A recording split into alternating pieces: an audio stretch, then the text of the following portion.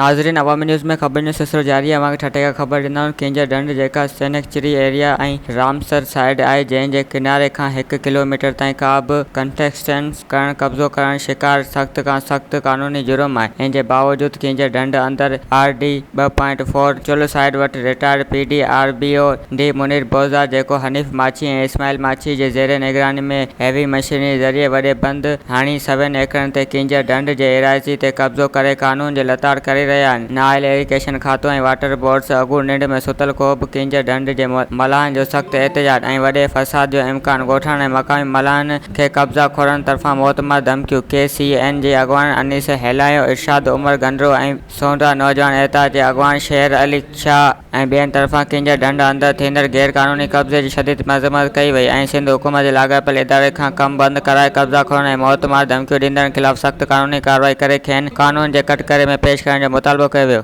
वधीक ख़बरुनि ऐं तफ़सील जे लाइ विज़िट कयो असांजी वेबसाइट awamiNewsHD.com ऐं ॾिसंदा रहो अवामी न्यूज़ HD।